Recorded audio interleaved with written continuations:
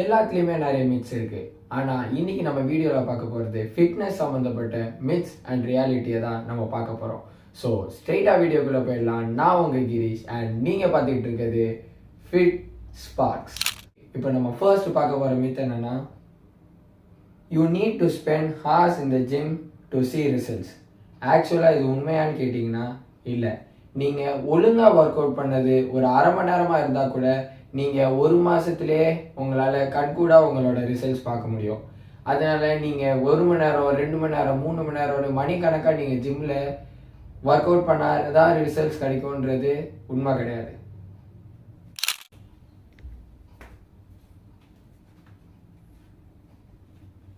அடுத்ததாக நம்ம என்ன மித் பார்க்க போகிறோம்னா, you should stretch before exercising. Actually நீங்கள் எக்ஸசைஸ் பண்ணுறதுக்கு முன்னாடி ஸ்ட்ரெச் பண்ணக்கூடாது.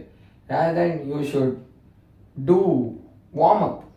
You should do warm up because when you stretch your muscles which is already cold before you are doing a workout, அது வந்துட்டு it leads to injury. There's a lot of probability for you getting injured. So you should rather choose warm up because it will increase your heart rates and warm your muscles. So choose warm up, not stretching. அடுத்ததாக நம்ம பார்க்க போகிற myth வந்து, spot reduction is possible.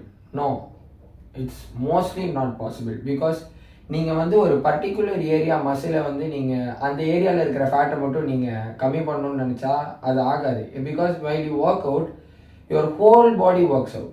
நீங்கள் ஒரு specific work out பண்ணும்போது அந்த part of பாடியில் இருக்கிற மசில்ஸ் ஓவர் ஒர்க் ஆகும். ஆனாலும் அப்போவும் உங்கள் பாடியில் இருக்கிற மற்ற மசில்ஸும் ஆக்டிவாக தான் இருக்கும், ஒர்க் பண்ணிட்டு தான் இருக்கும்.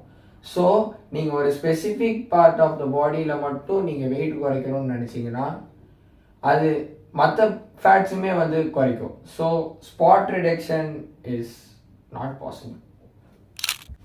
அடுத்து நம்ம பார்க்க போகிற myth, more sweat means a better work out. That's not like that. More sweats mean a better work out அது அப்படி வராதுங்க. இப்போது ஒவ்வொருத்தருக்கும் ஒவ்வொரு மாதிரி ஸ்வெட் ஆகும். சில பேருக்கு ஸ்வெட்டே ஆகாது அதிகமாக, சில பேருக்கு அதிகமாக சும்மா இருக்கும் போதே நிறைய ஸ்வெட் ஆகும். Like you should concentrate on your work out rather than how much you sweat because sweating is a process of cooling while you work out. So this is falls.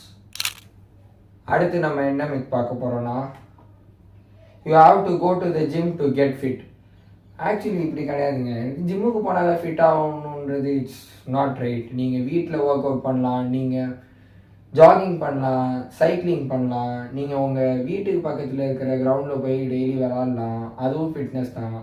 ஜிம்முக்கு போனால் தான் ஃபிட்டாக இருக்க முடியுன்றது இல்லை. நீங்கள் எங்கே இருக்கீங்கன்றது தான் ப்ராப்ளம் இல்லை. நீங்கள் ஃபிசிக்கல் எக்ஸசைஸ் பண்ணுறீங்களா, உங்கள் பாடிக்கு ஏற்ற மாதிரி நீங்கள் ஒர்க் அவுட் பண்ணுறீங்களா, ரெகுலராக இருக்கீங்களா, அவ்வளோதான் முக்கியம். உங்கள் வீட்டிலே இருந்து கூட நீங்கள் ஃபிட்டாக இருக்கலாம். So this is falls.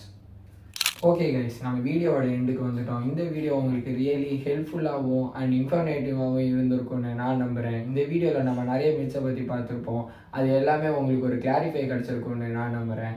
So நம்ம இன்னொரு ஹெல்த்தி அண்ட் குட் வீடியோவில் நம்ம சந்திக்கலாம். Until then, this is Girish signing off.